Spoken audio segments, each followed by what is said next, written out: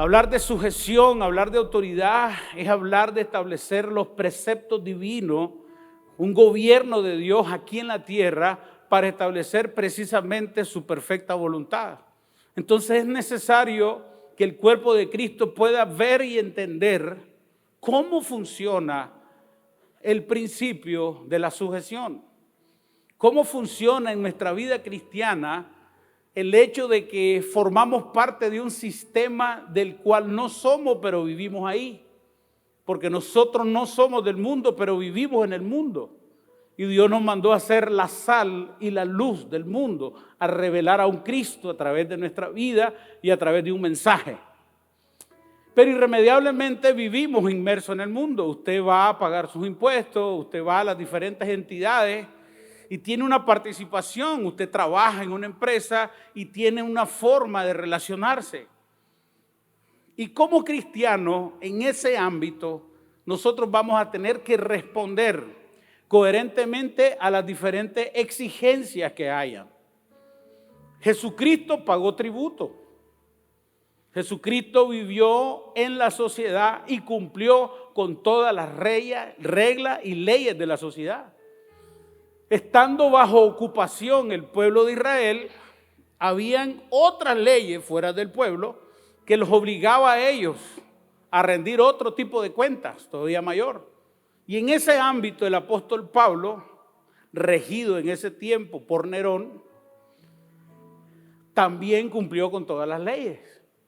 Porque si hay algo que a nosotros nos debe de marcar y nosotros marcar la diferencia, es que nosotros también cumplamos con todas las leyes, con los procedimientos, con lo que se establece en los diferentes sistemas de gobierno que nosotros tenemos relación, ya sea el empleo, ya sea los diferentes lugares en la sociedad que hay una autoridad.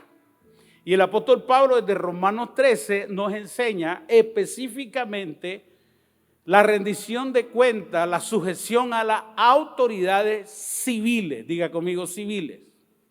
Posteriormente se habló de la relación en este sentido en el matrimonio y luego se habló de los hijos. Hoy quisiéramos tocar un ámbito que tiene que ver con las autoridades o la autoridad desde el ámbito pastoral, va a ser uno de los puntos. Y es importante que nosotros nos vayamos asentando, que la sujeción es voluntaria, surge del entendimiento del precepto de Dios, de lo que dice la palabra acerca de esto, no es a la fuerza. Que la sujeción tiene que ver con aceptar mi lugar y la responsabilidad que yo tengo en el lugar que Dios me asignó, que no la puedo trasladar, que no hay excusa para que yo no sea una persona sujeta, porque me sujeto en el temor de Dios. Y cuando la palabra en Efesios habla de que nos sujetemos en el temor de Dios, le pone un estándar de mayor altura, lo eleva a la altura más grande, porque lo hace desde la relación más importante que nosotros tenemos, que es la relación con Dios. Entonces eleva nuestra capacidad de sujetarnos a un nivel de agradar a Dios cada vez que nos sujetamos. Independientemente si una autoridad civil habla bien o habla mal, te sube el tono de voz o no te lo sube, sientes que te ofende o no te ofende, eso no está en el ámbito del por qué me debo de sujetar. Yo me sujeto a las autoridades como al Señor. Llevad mi yugo sobre vosotros y aprended de mí. ¿De quién tenemos que aprender? Que soy manso y humilde de corazón.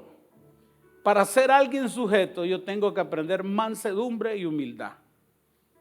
Y Jesús dice, aprendan de mí. El prototipo nuestro es Jesús. Nuestro modelo es Cristo. No es ninguna persona más, es Cristo. Él es nuestro estándar. Por esa razón, cuando vemos y hablamos de sujeción, tenemos que recordar que nosotros tenemos un rey manso y humilde de corazón a quien debemos de imitar. Y por eso es el estándar de nuestra vida, que todo lo que hacemos, lo hacemos como para el Señor. es un estándar muy alto, exige mucho, exige negarnos a nosotros mismos y exige cargar una cruz. Por eso seguir a Cristo no es tan sencillo, es un alto nivel de muerte y muerte a nosotros mismos. Por eso a medida que usted va madurando, y estaba hablando el pastor Johnson de su tiempo de crecimiento, su tiempo en la iglesia y su tiempo en su matrimonio, y que ha venido creciendo, y al inicio uno habla de estas cosas como niño,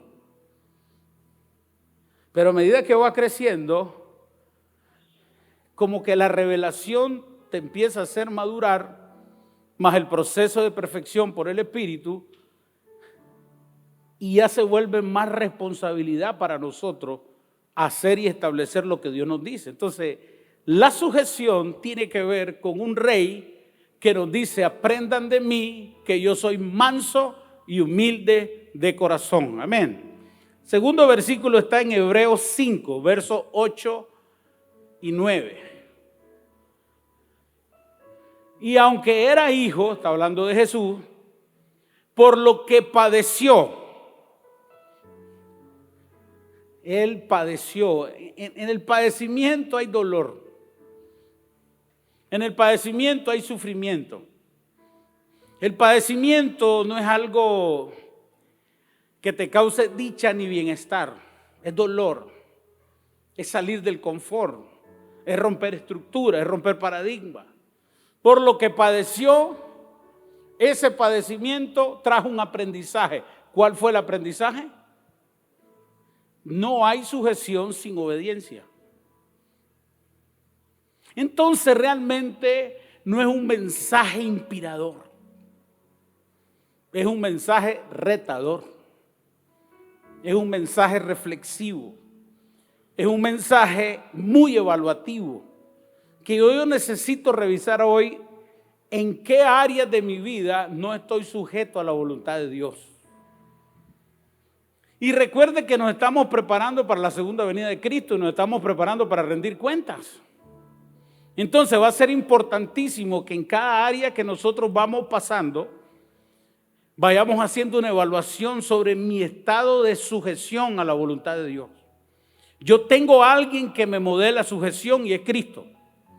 Y hoy he entendido que por causa de que Él padeció, aprendió obediencia, y no hay obediencia sin sujeción. Yo voy a sufrir por ser sujeto.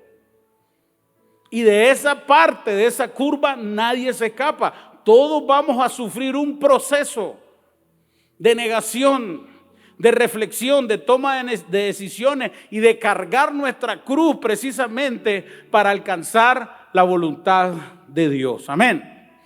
Entonces, quisiéramos tocar 3 versículos antes de entrar a la introducción del mensaje. Primero está Hebreos 13, verso 7, para ir estableciendo el espíritu de lo que vamos a hablar hoy. Y dice primero: acordaos de vuestros pastores. Levante la mano todo aquí el que tiene pastor. Ok. Levante la mano el que no tiene pastor. Levante la mano el que no cree en los pastores. Está bien. Dile que está a su lado: estamos bien. Acordaos de vuestros pastores. Es que por ahí tenemos que empezar. Si yo creo que necesito un pastor. Esto es muy importante. Yo no me sujeto a algo que no entiendo si me sirve. Y hoy vamos a hablar de la autoridad pastoral, que es completamente diferente a la sujeción a una autoridad civil. El problema es que muchas veces se ha abordado este tema desde Romanos 13, lo cual está fuera de contexto. Y es necesario entender que sí, la autoridad civil tiene una espada. Y la espada de la autoridad civil que habla en Romanos hablaba de una pena capital, que los romanos llevaban efecto sobre aquellos que no cumplían. Entonces la autoridad tiene la capacidad civil de poder hacer uso de la fuerza que tiene desde su autoridad. Y eso no cabe en el concepto de autoridad pastoral. Es muy, muy diferente. La base de la autoridad pastoral es el amor de Dios. La base de la autoridad pastoral son las sagradas escrituras. Nos sujetamos a la perfecta voluntad de Dios que nos dicta la palabra más profética, más segura, que es la Biblia.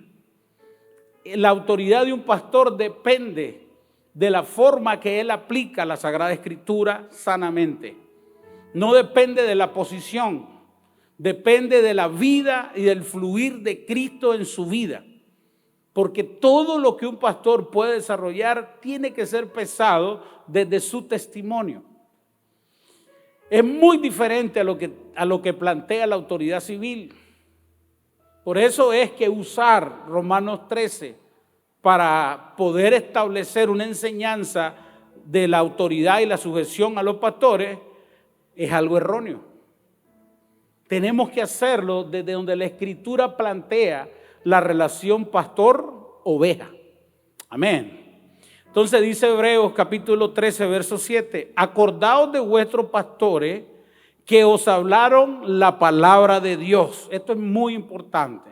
Un pastor siempre tiene que hablar la palabra de Dios, no supuestos, no argumentos personales, sino la Sagrada Escritura. Considerar cuál haya sido el resultado de su conducta. Y una vez que considere el resultado de su conducta, imite su fe. Es muy diferente a la aplicación en cuanto al orden que trae la autoridad civil. Esta es una relación muy profunda en cuanto a la voluntad de Dios. Hebreos 13, 17 dice así: obedeced a vuestros pastores y sujetaos a ellos, porque ellos, ¿qué hacen? Velan por vuestra alma, como quienes han de dar cuenta, para que lo hagan con alegría, no, dígalo conmigo, no, porque esta queja no es provechosa. Es importante tener el entendimiento desde Hebreo, que lo que quiere Hebreo es plantear una vida cristiana que pueda agradar a Dios. Y desde esta porción de la Escritura, desde el inicio del capítulo, lo que quiere es darnos instrucciones para vivir una vida sólida desde el cuerpo de Cristo. Y en primer lugar habla que no nos olvidemos de ser hospitalarios. Eso lo habla en este capítulo. Que la hospitalidad es parte de la manifestación de la vida de Dios en nosotros. Lo segundo dice que por ser hospitalarios algunos hospedaron hasta ángeles. Es decir, que en la hospitalidad se mueve un ámbito espiritual que te puede bendecir mucho. Por otro lado, también habla de acordarse de los presos, como que tuvierais presos juntamente con ellos. Es un tema de compasión, de acordarnos del prójimo. Hebreos 13 tiene por objetivo conectarlo en un estilo de vida de cuerpo de Cristo de alto nivel de relaciones. Y en ese énfasis que está haciendo Hebreo, incluye la relación pastor-oveja como un acápite muy importante para desarrollar la voluntad de Dios en nosotros. Y luego dice, habla sobre el matrimonio. Honroso sea en todos vosotros el matrimonio y el lecho sin mancilla. Por otro lado, habla que sean todas nuestras costumbres sin avaricia. Y está dando consejos precisamente para que como cuerpo de Cristo podamos relacionarlo. Luego habla de acordarse de los pastores que hablaron la palabra de Dios y consideremos el resultado de su conducta e imitar su fe. Luego dice que tengamos cuidado de llevar doctrina extraña y diversa. Y al final nos recuerda, obedeced a vuestros pastores y sujetaos a ellos, porque ellos velan por la alma como quienes han de dar cuenta. Entonces realmente todos como seres humanos vamos a estar rindiendo cuenta en todos los ámbitos de nuestra vida. Sin embargo, la tendencia natural en la batalla que tenemos en el cuerpo es de ser independientes. Nosotros, por naturaleza caída, es decir, esa batalla en nuestra carne que Pablo plantea en Romanos 7 y 8, que habla de la batalla, de la lucha que hay en sus miembros, es la lucha que tenemos hoy. Igual lo plantea en Gálatas, cuando dice: con Cristo estoy juntamente crucificado, y ya no vivo yo, mas vive Cristo en mí. Y las cosas que hoy vivo en la carne, o sea, la lucha con el sistema que hay en nosotros, la vive en la fe de Jesucristo, quien murió, y habla del sacrificio de Cristo como el único medio para que nosotros seamos más que vencedores en Cristo Jesús, en esa batalla interna que tenemos. Entonces, clave entender que sí hay una tendencia a la independencia. Si usted es sincero, no le gusta rendir cuenta. Si usted es sincero, cada vez que hablamos de rendir cuenta, creemos que nos quieren controlar.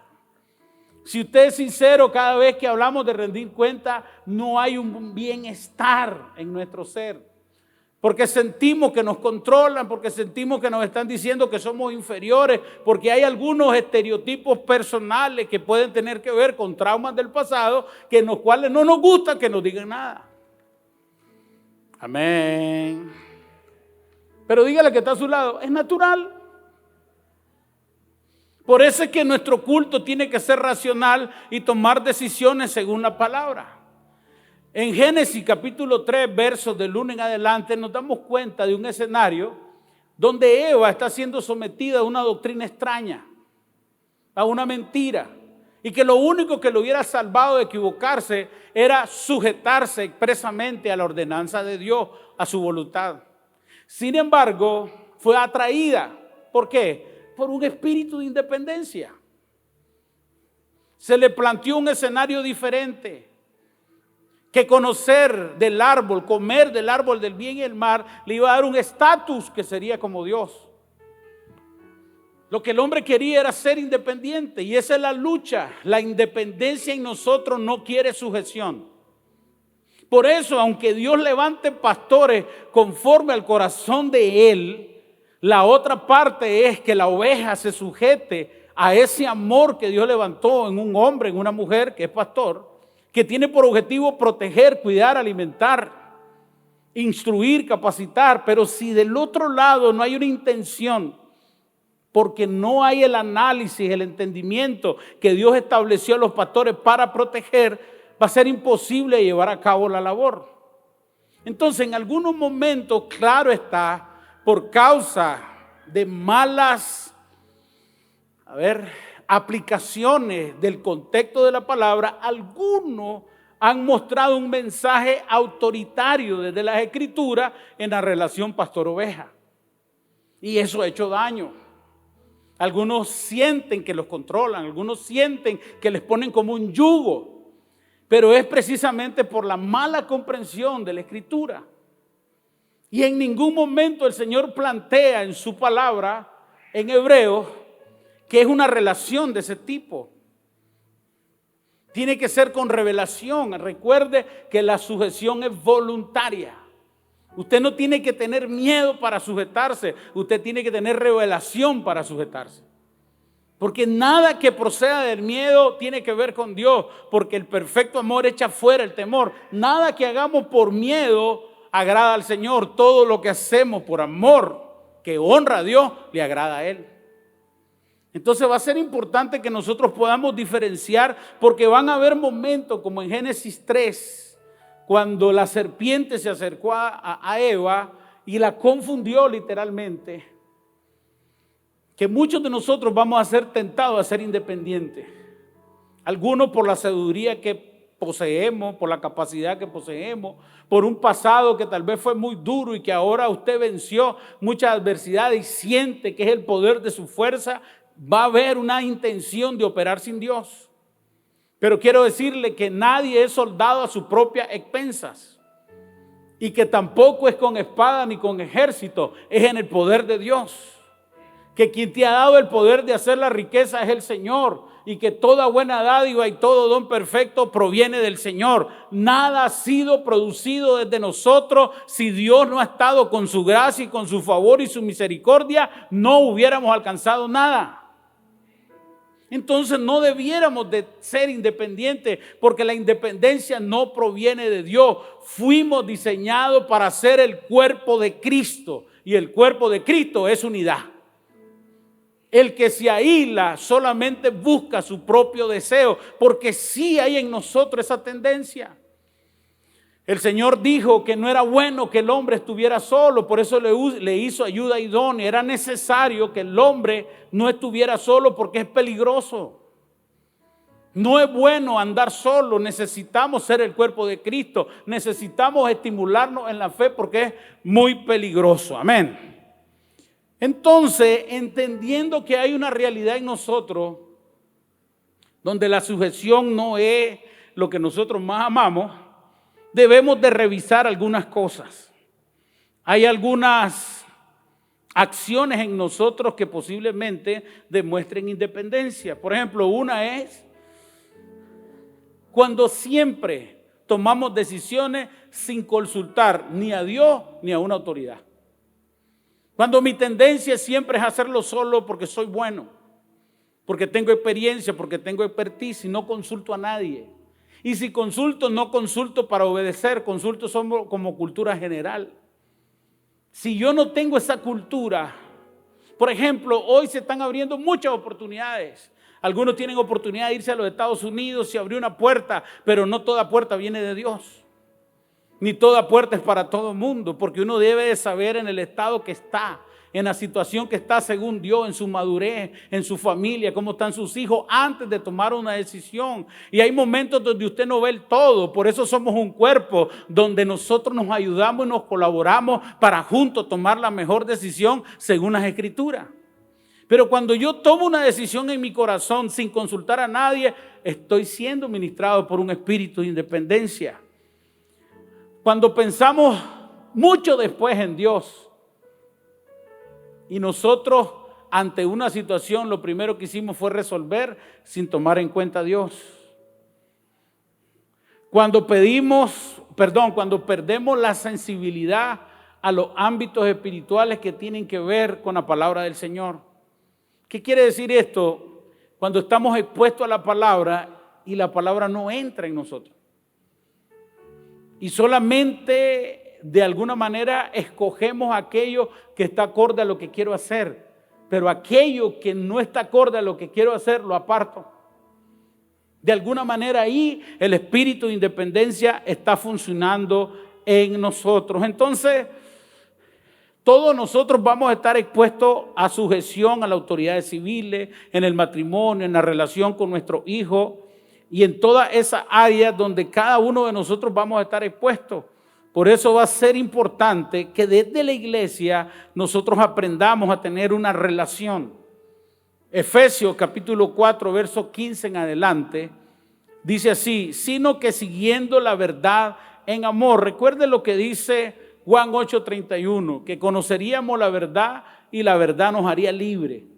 La verdad siempre es buena, pero hay un ingrediente maravilloso que es la verdad en amor, que tiene que ver con fe, porque el principio inicial del amor es que todo lo cree.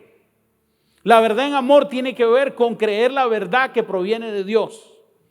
Y cuando estamos como cuerpo de Cristo reuniéndonos, nosotros podemos ejercitarnos en esta fe, en exhortarnos a lo uno a lo otro a hacer la voluntad de Dios.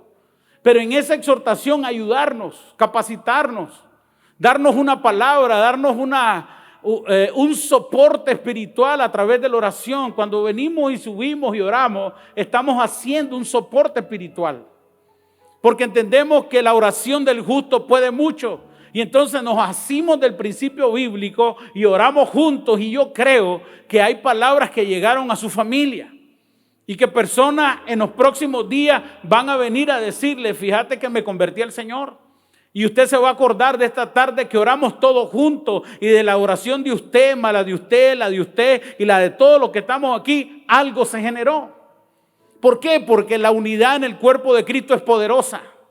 Entonces, cuando nosotros aprendemos desde nosotros mismos a sujetarnos en amor, según los diferentes lugares que ocupa cada uno, según las diferentes asignaciones que cada uno tiene en la iglesia, desde ahí empezamos a madurar y a crecer en una relación más profunda y más madura según la voluntad de Dios. Porque la iglesia no se hizo solo para que viniéramos el domingo, se hizo para que creciéramos. Se hizo para que maduráramos, se hizo para que fuéramos instruidos y capacitados. ¿Para qué? Para expresar la voluntad de Dios donde quiera que estemos. Amén. Entonces va a ser importante entender esto. Dice versículo 15, sino que siguiendo la verdad en amor, crezcamos en todo aquel que es la cabeza. Esto es Cristo, de quien todo cuerpo, diga conmigo, yo soy el cuerpo, bien concertado y unido entre sí por todas las coyunturas que se ayudan mutuamente. O sea, nosotros estamos diseñados para ayudarnos. Usted no tiene que vivir solo, no fue diseñado para vivir solo, fue diseñado para vivir como el cuerpo de Cristo, que se ayudan mutuamente según la actividad propia, o sea, el lugar, el llamado, la asignación, la fortaleza, los talentos que tiene cada miembro. Recibe su crecimiento para ir edificándose en amor. Amén. Entonces, desde este marco es clave entender que la Escritura nos está entrenando, que la palabra nos está entrenando para que seamos edificados y preparados para toda buena obra. Obras que fueron destinadas desde antes de la fundación del mundo para que tú y yo anduviéramos en ella. Entonces, todos los días que venimos desde un ámbito de entendimiento, de relaciones de reino, estamos supuestos a ayudarnos. ¿Por qué le damos esta vuelta a esta palabra? Porque va a ser importante que calcemos en el todo. Salimos de las autoridades civiles y ahora venimos dentro de la iglesia. Y hay algo que todos nos debemos, es honra. Y en medio de una relación de honra, siempre podemos sujetarnos en amor. Aquí tenemos ujieres, aquí tenemos pastores, tenemos mentores, tenemos ancianos, tenemos gente que trabaja en seguridad.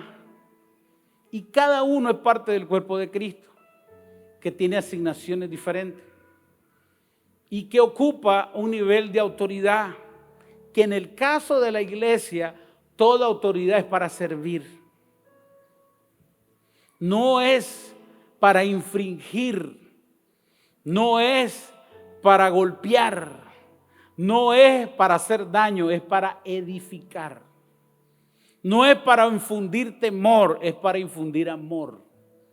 Porque la base fundamental de nuestras relaciones dentro de la iglesia es el profundo servicio. Porque Jesús no vino a ser servido, sino que vino a servir y a dar su vida por el rescate de muchos. Nuestras relaciones no son como con autoridades civiles, nuestras relaciones son en amor. Y tienen objetivo que nos edifiquemos mutuamente según el don, el talento y la capacidad que cada quien tiene. La alabanza nos ministra en el don que tienen los que cantan y el don que tienen los músicos. Y esa administración es un servicio para Dios, pero también para nosotros porque nos conecta con ámbitos espirituales. Pero al mismo tiempo el ujier que pasa por donde usted, tratando de hacerlo sentir bien, sirviéndole en 2, 3, 4 formas, también tiene un don y un talento. Y el objetivo es servirle a usted. Entonces los pastores fluimos bajo ese mismo principio.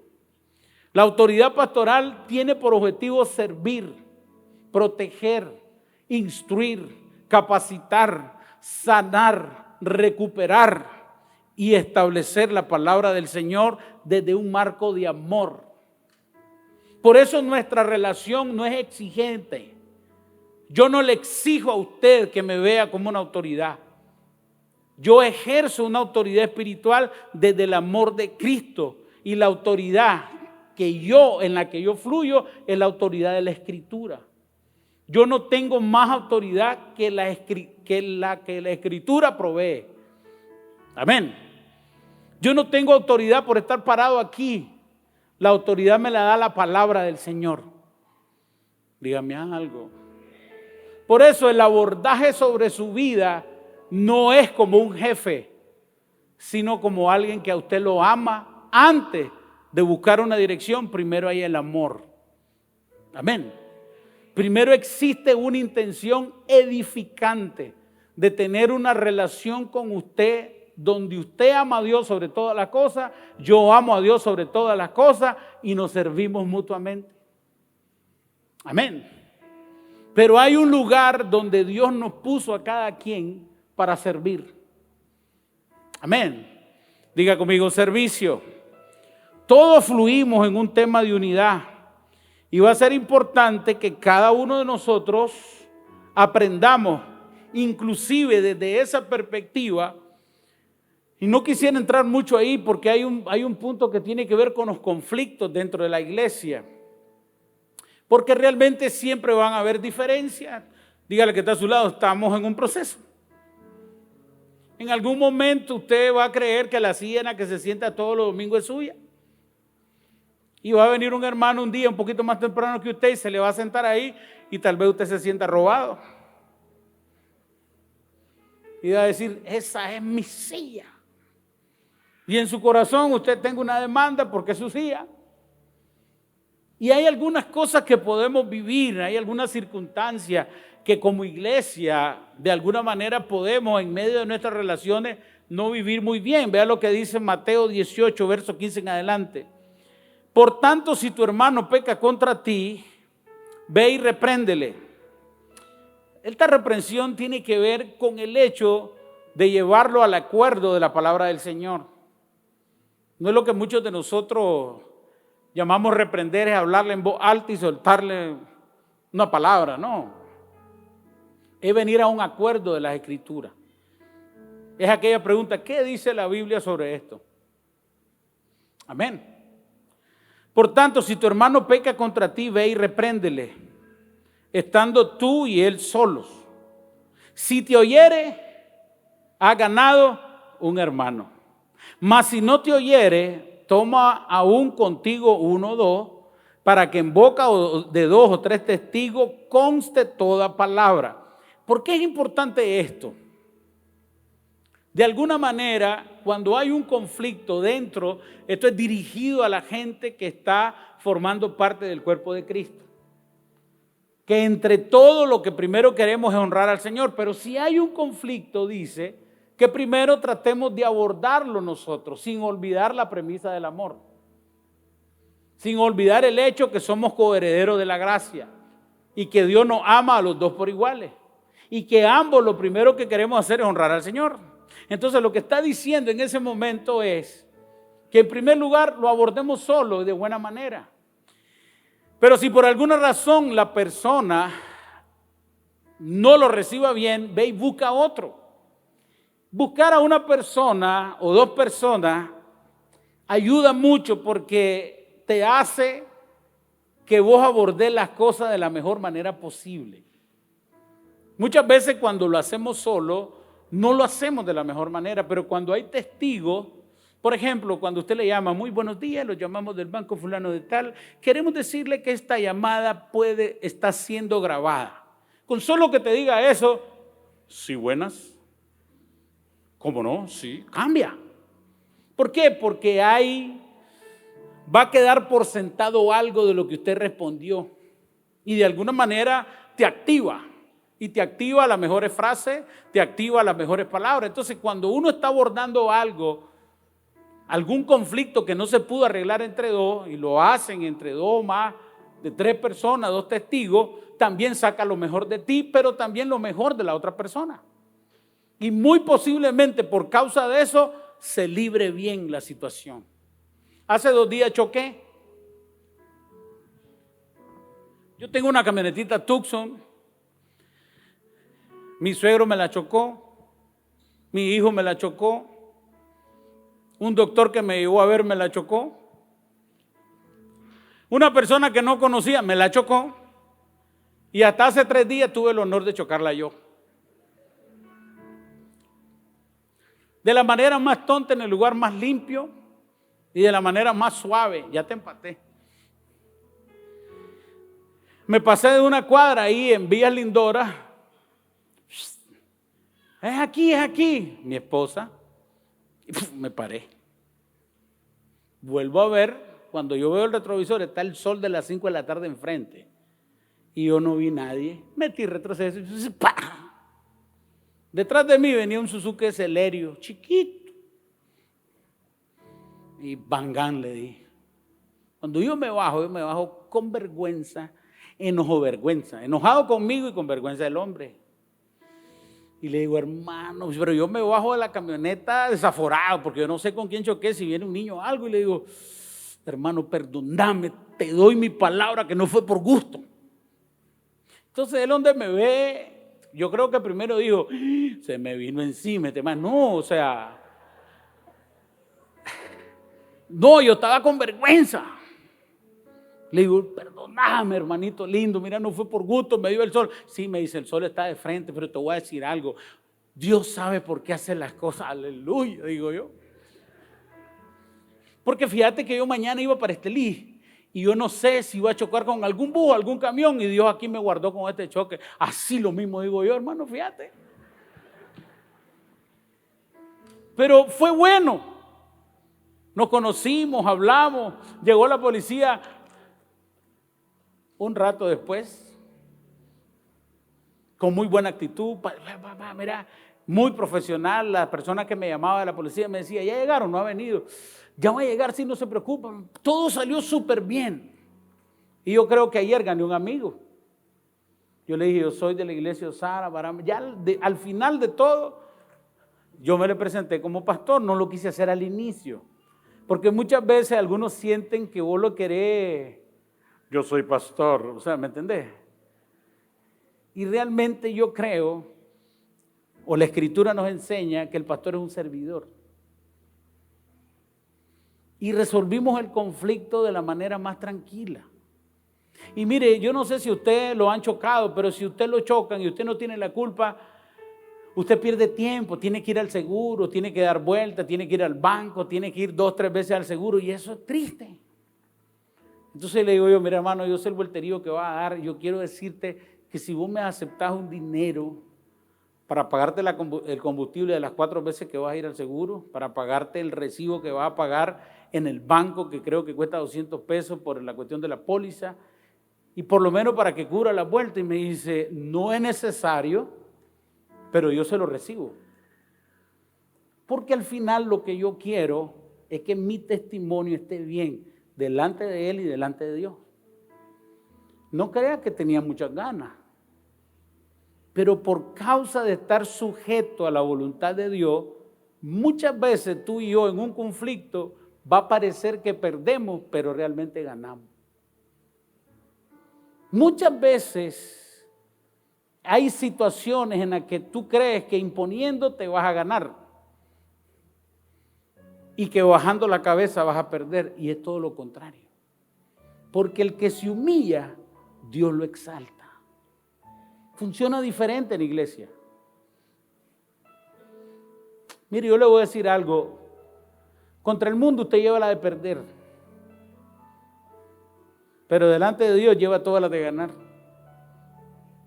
Entonces hoy, después del servicio, me preguntó un muchacho de la norte y me dice, pastora, ¿y si me hacen bullying yo no me la puedo desquitar? Claro que podés, pero sería mejor que no.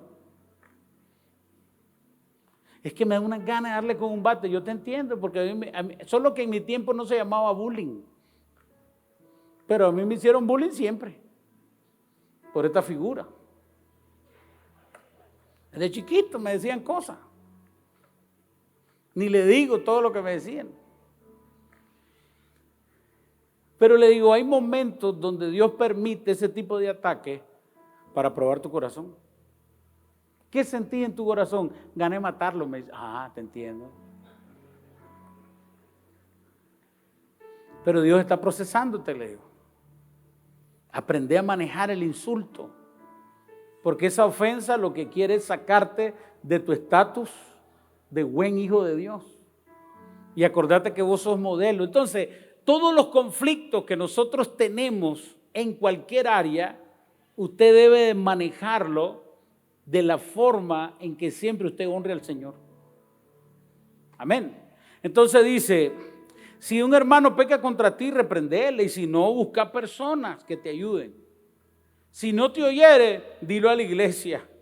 Y si no lo oyere la iglesia, tenle por gentil y publicano. O sea, entender que esa persona no está en el nivel espiritual de entendimiento de hacer la voluntad de Dios. Entonces déjalo ir. O sea, no es que no reclamé, es que sepa reclamar. Y hay momentos donde reclamar no es lo mejor, sino dejar que Dios haga su voluntad. Amén. En Hebreos 3, versos 12 y 13 dice: mirad, hermano, que no haya ninguno de vosotros de corazón malo, de incredulidad, para apartarse del Dios vivo. Antes, exhortaos los unos a los otros cada día, entre tanto se dice, hoy, para que ninguno de vosotros se endurezca por el corazón del se endurezca por el engaño del pecado, porque somos hechos participantes de Cristo. Entonces, todo lo que nosotros vivimos en cuanto a conflicto dentro de la iglesia, nosotros nos vamos a sujetar a la voluntad de Dios y saldremos bien librados. Amén. Denle un aplauso al Señor.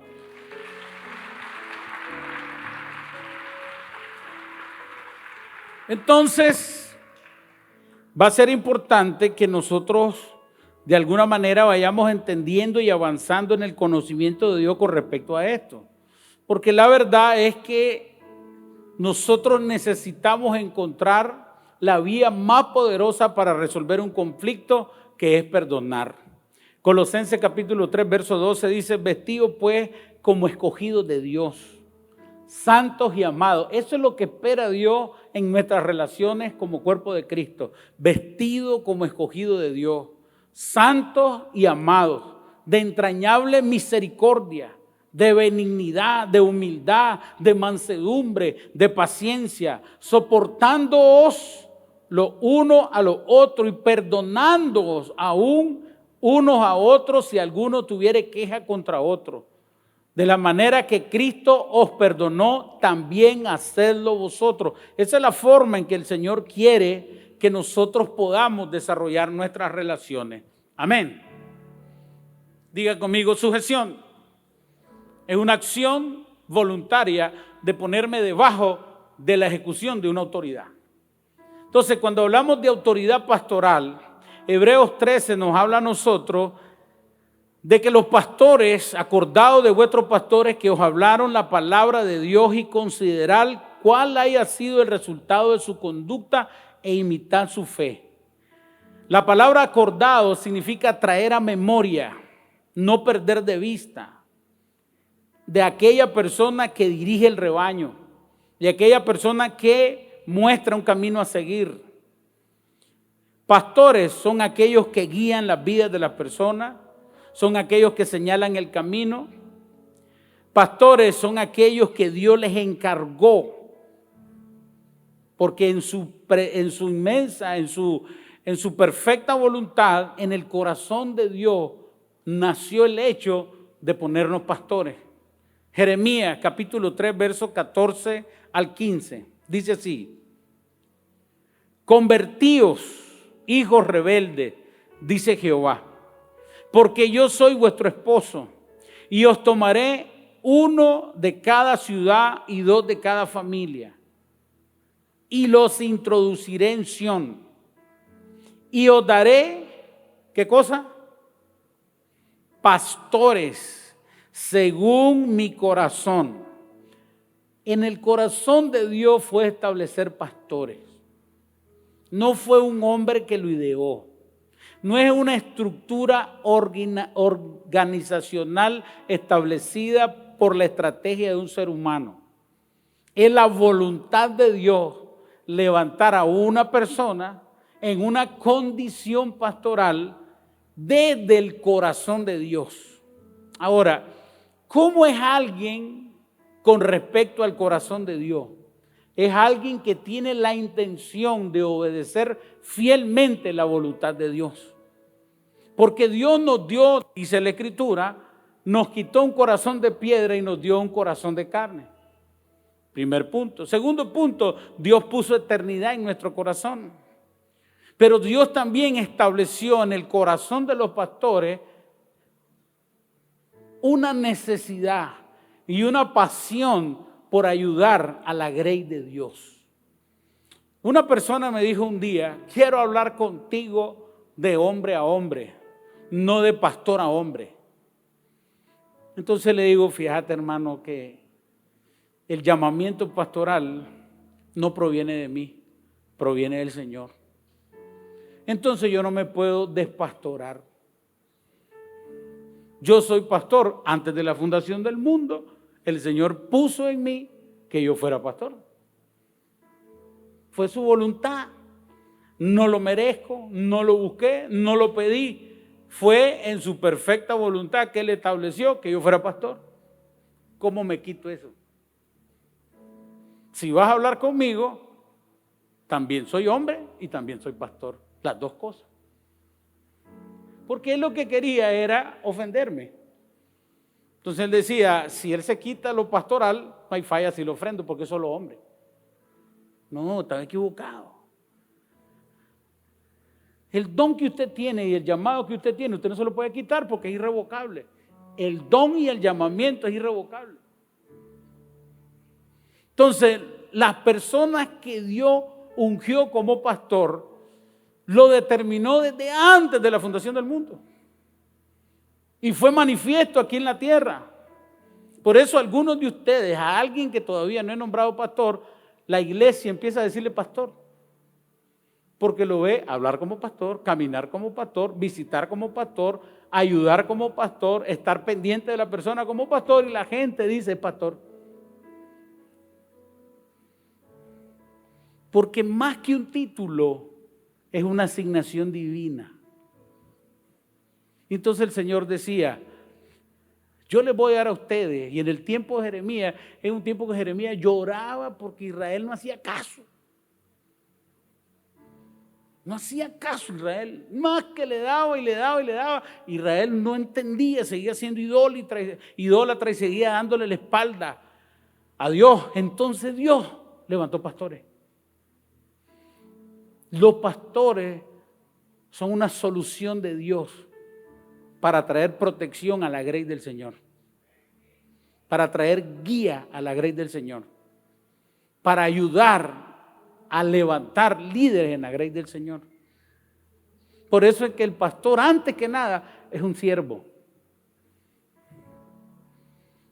Acuérdese lo que dijo la Escritura: en el mundo se enseñorean en las naciones, entre ustedes no será igual. El que quiera ser el mayor tiene que ser siervo de todos. Por eso la condición pastoral es de amor. No son los talentos, no es la capacidad, es el amor que fluye de Dios en nuestra vida. Entonces, cuando hablamos de sujetarse a un pastor, usted no se sujete por miedo. Porque hay pastores que dicen, yo he visto personas que salen desde mi cobertura y luego le pasa algo malo. La cobertura es del Altísimo. El que habita al abrigo del Altísimo morará bajo la sombra del Omnipotente. Y el Salmo 91 es específicamente la protección divina sobre aquellas personas que decidieron mudarse, habitar bajo la sombra del Altísimo. Una cosa es que nosotros vivamos de la misericordia de Dios. Dios hace salir el sol sobre justo e injusto. La misericordia es para todo. Pero la cobertura del Altísimo es para los que están bajo la sombra del Omnipotente, los que se decidieron habitar en la presencia del Señor. Amén. Entonces la cobertura de Dios sobre una iglesia viene desde su persona. Y las autoridades pastorales fluimos en ese poder de Dios.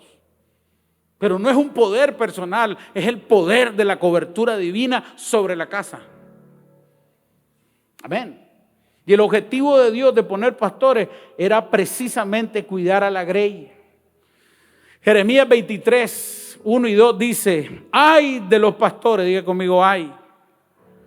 Primero, Dios dio pastores conforme a su corazón, precisamente como una necesidad para cuidar al pueblo y nutrirla.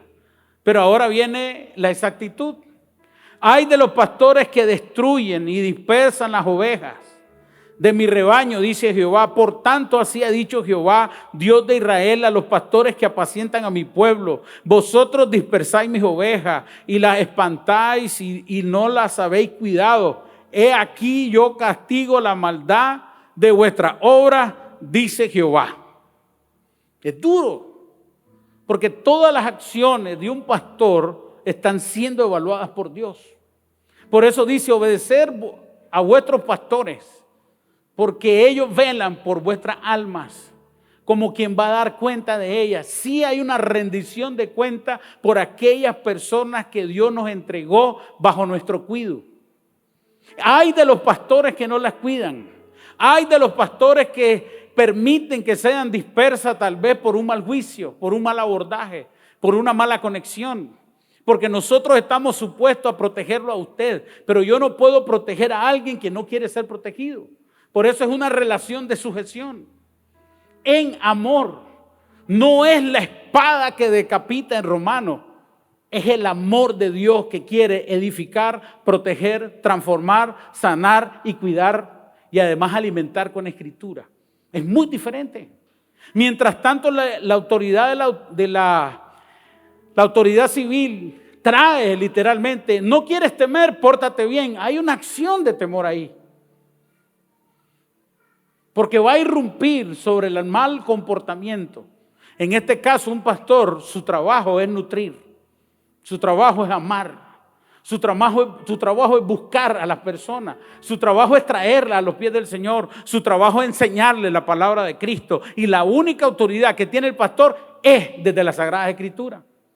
No es espada, es amor. Por eso nuestra relación está en una gran medida sujeta, valga la redundancia, al nivel de sujeción que usted tiene a la palabra. Porque nosotros no queremos convencerlo de algo, nosotros queremos mostrarle un escenario bíblico eficiente, satisfactorio y real de Dios para usted según las Escrituras. Donde usted toma la decisión. Yo a usted no le voy a ordenar que haga algo, a usted le voy a mostrar la Escritura, que si usted decide conforme a la Escritura, le va a ir bien. Pero no es una orden, es la presentación correcta y sana a través de la palabra del Señor con una doctrina sanadora que sana el alma, que protege el corazón y que restaura la vida del creyente por el poder que tiene la palabra. Nuestra relación es muy bíblica. Lo único que nos sostiene en nuestra relación es la sujeción que usted tiene a la palabra y la sujeción que yo tenga a la palabra. Eso nos hace fuerte. Por eso es que nuestra relación tiene que ver más con lo que Cristo haga a través de nosotros y a través de usted. Amén. Voy a leerle otro versículo. Ezequiel, capítulo 34, verso 1 en adelante. Vino a mí palabra de Jehová diciendo: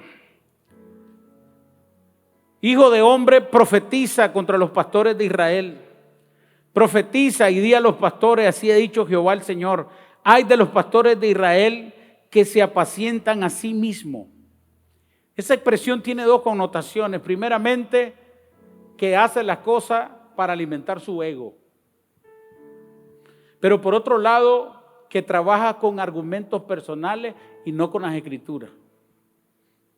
Por eso en esta iglesia uno de los énfasis más profundos que hace el pastor Arsenio, y él lo ha dicho muchas veces, no es lo que yo diga, es lo que la Escritura dice. Es lo que la Escritura plantea, es el precepto bíblico, es la palabra profética más segura. No son conjeturas, no son argumentos personales, porque no es esa la voluntad de Dios, es lo que sanamente, y voy a decirlo así, y exegéticamente la Escritura plantea desde un contexto claro y establecido correctamente. Esa es la autoridad. Por eso es que esta iglesia ha avanzado en un nivel de madurez por el énfasis que se le ha dado a la Sagrada Escritura. Ese énfasis ha traído madurez. No ha alimentado emociones, ha edificado el espíritu. Porque podemos alimentar las emociones y hay momentos que es necesario, pero la edificación en el espíritu es la que provee el fundamento para que el carácter de Cristo se forme. Y esa es la gran diferencia. Un pastor que ha entendido la necesidad de no hacer la cosa de apacentarse para sí mismo, sino conforme a la palabra. Dice, no apacientan pastores a los rebaños. Coméis la grosura y os vestís de lana. La engordada degolláis, mas no apacentáis a las ovejas. No fortaleciste a las débiles, ni curaste a la enferma. No vendaste a la pierniquebrada. No volviste al redil a la descarriada, ni buscaste a la perdida, sino que habéis enseñorado de ella con dureza y con violencia. No es esta la relación pastor-oveja. No hay violencia, no hay dureza, lo que hay es amor. Por eso es muy diferente. Usar Romanos 13 para ejemplificar lo que está diciendo Ezequiel y Jeremías no es correcto. Porque lo que está hablando el Señor es de un cuidado personalizado por la pasión que hay en el corazón del pastor de edificar, cuidar y proteger a las ovejas. No es un título, es una pasión. Es amor verdadero que proviene de Dios. Por eso nadie puede simularse pastor. No es una vestimenta, no es el saco, no es la corbata, no es el porte. Es el llamado que Dios puso en el corazón a apacentar la grey del Señor. Amén. Pero lo importante aquí y lo más necesario es que hay un acuerdo. El pastor necesita que las ovejas oigan la voz del pastor y le sigan. Desde un convenio. ¿Cuál es el convenio? Las Sagradas Escrituras en nuestro marco de decisión. Desde las Escrituras edificamos, desde las Escrituras planteamos la verdad en amor. Y no trabajamos doctrinas extrañas, solamente la doctrina sana que proviene del Señor. Y cuando llegamos a ese acuerdo, la oveja va a decir, voy a dejar que me instruyan, voy a dejar que me capaciten, porque he entendido que el corazón de los pastores lo que quieren es edificarme, es ayudarme, es que alcance el propósito eterno de Dios, mi generación y yo. Cuando una iglesia llega a ese entendimiento, no se defiende de un pastor, se alimenta del pastor. No se protege de lo que el pastor enseña, sino que abre su corazón a lo que el pastor enseña. Porque nosotros podemos venir por muchos años aquí y no abrirnos a la enseñanza, solamente hasta que llegue un entendimiento. Dios puso pastores en la grey del Señor para cuidar la grey. Dios puso pastores para edificarlo en justicia, para prepararlo para toda buena obra con las Sagradas Escrituras. Ser pastor no es un título, es un llamamiento a servir a la grey del Señor. Y yo quiero que sepa algo, así como tiene privilegio ser pastor, también hay una demanda de Dios. Y Dios va a pedir cuenta del trabajo que hacemos con la grey del Señor. Amén.